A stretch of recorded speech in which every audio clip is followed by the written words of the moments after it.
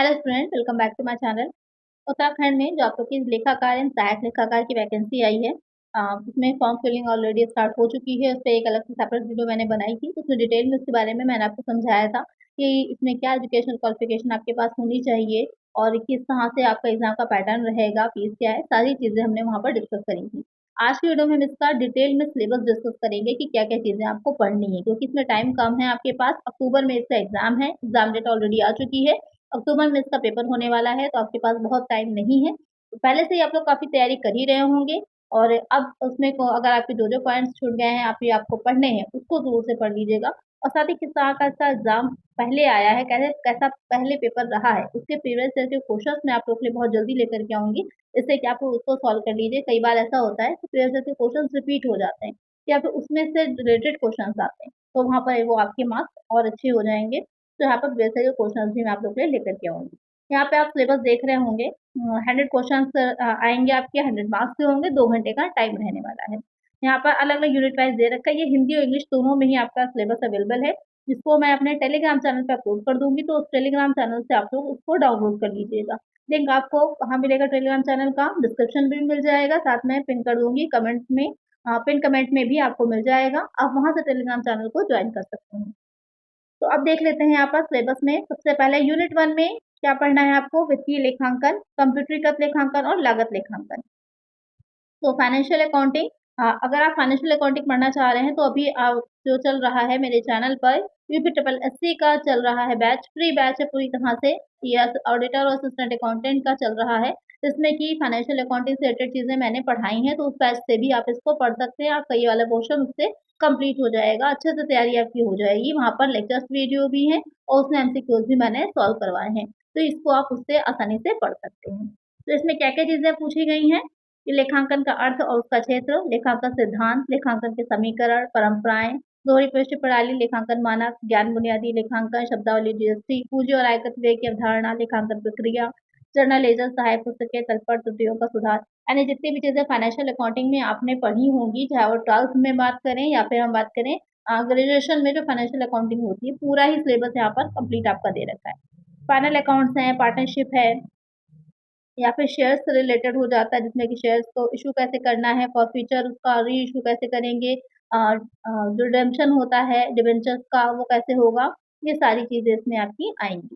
फिर कंप्यूटरीकृत लेखांकन में जो कंप्यूटरकृत लेखांकन प्रणाली का अवलोकन क्या होगा, डेटाबेस प्रबंधन प्रणाली क्या होती है, जो बेसिक चीज़ें होती हैं कंप्यूटर से रिलेटेड, वहाँ पर वो सारी इसमें आ जाएँगी।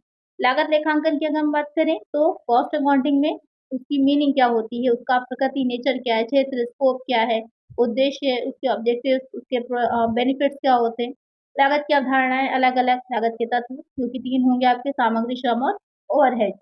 लागत निर्धारण की विधियाँ क्या होती हैं, तो इसमें आपकी यूनिट कॉस्टिंग आएगी, जॉब कॉस्टिंग है, कॉन्ट्रैक्ट है, प्रोसेस है और ऑपरेटिंग कॉस्टिंग है।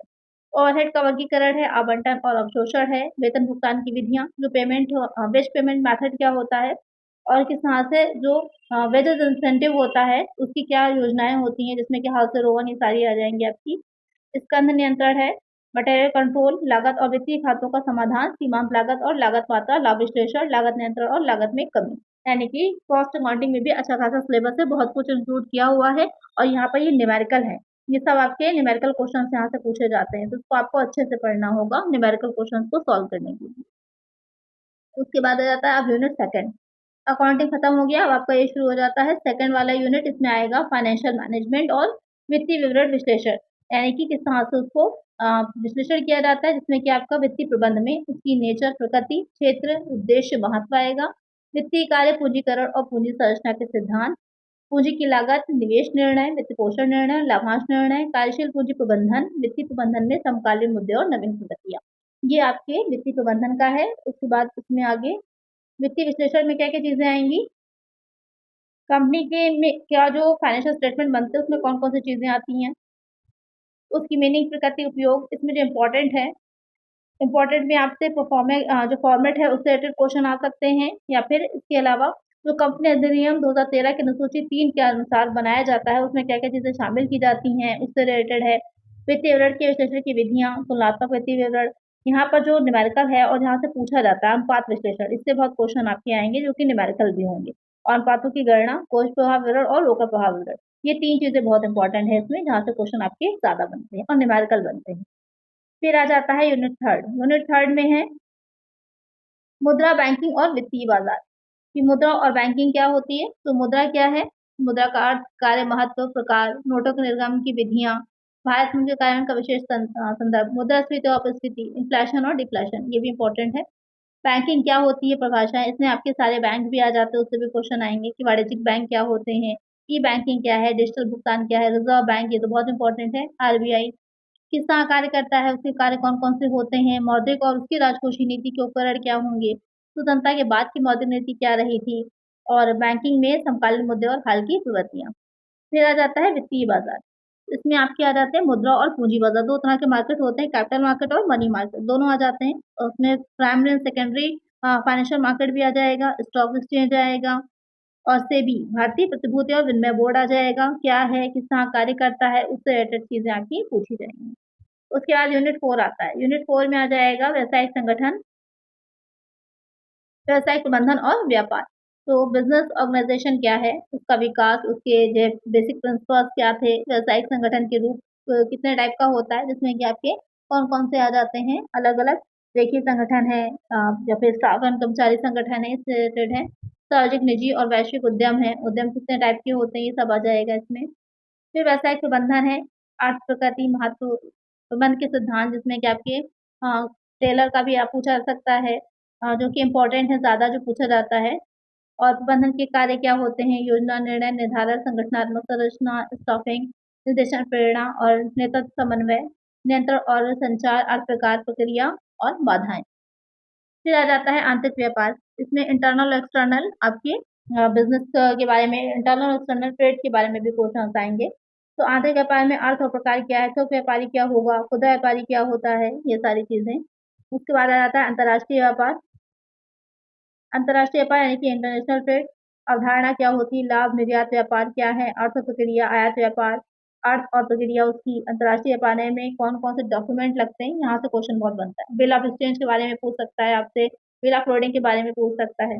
फिर आ जाता है कि वर्ल्ड ट्रेड ऑर्गेनाइजेशन यानी कि WTO क्या है, उसके अर्थ क्या है, उसका उद्देश्य क्या है। यहाँ पर व्यापार संतुलन और भुगतान संतुलन क्या है, उसमें डिफरेंस भी पूछ सकता है, कौन कौन से अकाउंट बनते हैं, ये पूछ सकता है। व्यावसायिक संगठन, व्यावसायिक प्रबंधन, ये समकालीन मुद्दे और हाल की प्रवृत्तियाँ। तो ये आपका सिलेबस है जो आपको पढ़ना है।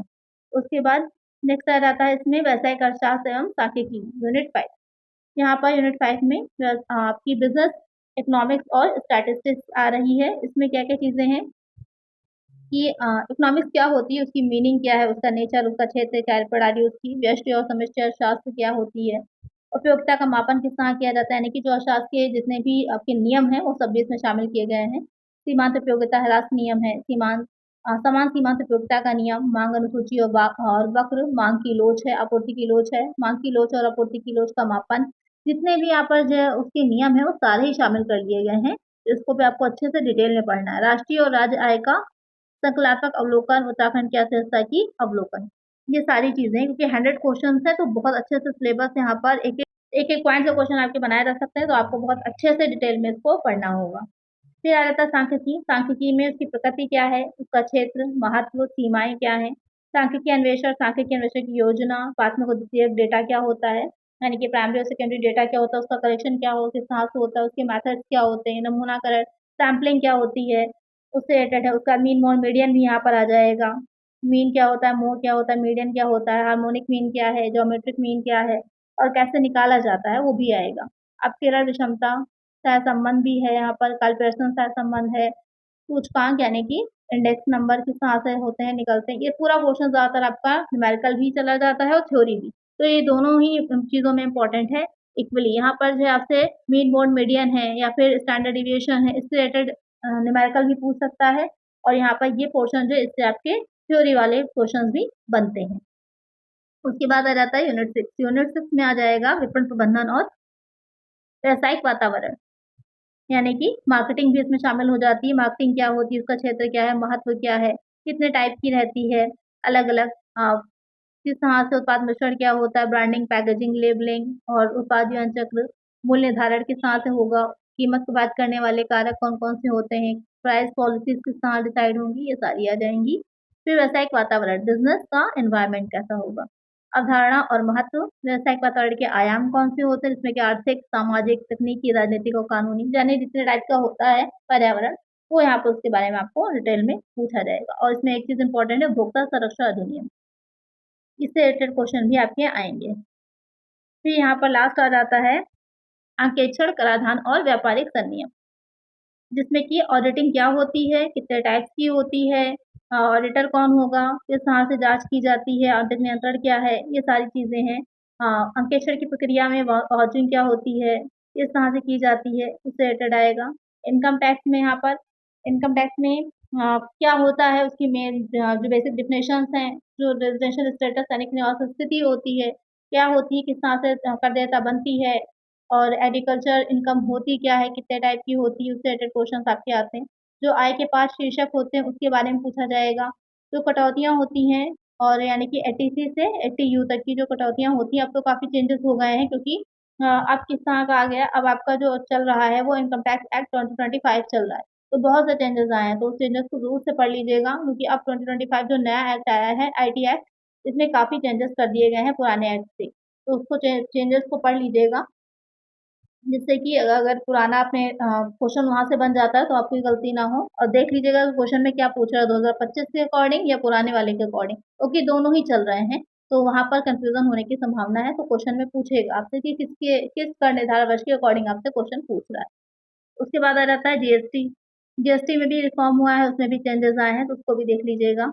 ये क्या-क्या चेंजेस आए हैं, जैसे कि यहाँ पर सीजीएसटी, एसजीएसटी, यूटीजीएसटी, आईजीएसटी क्या होता है, किस तरह से कार्य करता है, कैसे उसको रजिस्ट्रेशन कराया जाता है, उसमें आपके सेक्शन पूछ लेता है, तो सेक्शंस को भी आपको अच्छे से पढ़ना होगा। उसके बाद व्यापारिक संनियम, जिसमें कि आपकी कौन-सा आ जाएगा, भारतीय अनुबंध अधिनियम 1872 आएगा, वस्त्र विक्रय अधिनियम 1930, साझेदारी अधिनियम 1932, नेगोशिएबल इंस्ट्रूमेंट एक्ट 1881, सूचना प्रौद्योगिकी अधिनियम 2000, कंपनी अधिनियम 2013, उपभोक्ता संरक्षण अधिनियम 2019, जिसमें कि आपके जो अभी करंट में संशोधन हुए हैं, उनको ध्यान में रख कर के आपको पढ़ना होगा। उसके बाद आ जाता है वर्तमान सामान्य ज्ञान तथा वाणिज्य और व्यापार से संबंधित नवीनतम संशोधन उपरोक्त सभी इकाइयों में सम्मिलित माने जाएँगे। तो काफ़ी यहाँ पर ब्रॉड सिलेबस है आपका, आपको बहुत सी चीज़ें पढ़नी हैं, तो सिस्टमैटिक ढंग से आपको तैयारी करनी पड़ेगी। किसी एक बुक में सारा मटेरियल कंटेंट मिलना मुश्किल है आपके लिए, तो अगर आपके पास बुक्स हैं ग्रेजुएशन की तो बहुत बेस्ट ऑप्शन है, नहीं तो आप एक नेट की बुक भी खरीद सकते हैं, जहाँ पर आपको सारी चीज़ें एक जगह पर मिल जाएँगी। पूरा ही सिलेबस आपको कंप्लीट वहाँ पर मिल जाएगा, और बाकी उसमें थोड़ा-सा और आपको पढ़ना हो डिटेल में, तो उस सब्जेक्ट की आप बुक भी ले सकते हैं, या फिर नेट के थ्रू भी आप सर्च कर सकते हैं। बाकी इसमें अगर आप लोग कहिए तो मैं आप लोग के लिए प्रैक्टिस सेट्स लेकर के आऊँ, जिससे कि आपकी तैयारी और अच्छे से हो जाएगी कि किस तरह के क्वेश्चन्स आपके पूछे जाते हैं। बाकी प्रीवियस ईयर के क्वेश्चन्स तो मैं आप लोग के लिए लेकर ही आऊँगी ही, और इसमें बुक्स कौन-सी इम्पोर्टेंट है तो मैं टैग कर दूँगी उसे, टैग प्रोडक्ट में जाकर के आप वहाँ से परचेज़ कर लीजिएगा, जिससे कि आप अपनी तैयारी और अच्छे से कर सकते हैं। इसके बाद इसमें यहाँ पर इंग्लिश में भी दे रखा है सिलेबस, तो जो बच्चे इंग्लिश मीडियम से हों, तो वहाँ पर आप देख सकते हैं। टेलीग्राम चैनल पे मैं अपने अपलोड कर दूँगी इस पीडीएफ को, तो आप लोग टेलीग्राम चैनल से इसको डाउनलोड कर लीजिएगा, जिससे कि आसानी से आप इसको कहीं पर प्रिंट आउट करके निकाल लीजिएगा प्रिंट आउट इसका, और अपनी तैयारी करते जाइएगा और साथ-साथ टिक करते जाइएगा कि कौन-कौन सा सिलेबस आपका कंप्लीट हो चुका है। तो जल्द से जल्द से फॉर्म फिल कर लीजिए और फिर तैयारी एग्ज़ाम की लग जाएगी तैयारी में। आज की वीडियो में इतना ही। अगर वीडियो अच्छी लगी है तो लाइक ज़रूर से कर दीजिएगा, कोई क्वेश्चन हो तो कमेंट कर दीजिएगा। मिलते हैं नेक्स्ट वीडियो में। Thank you.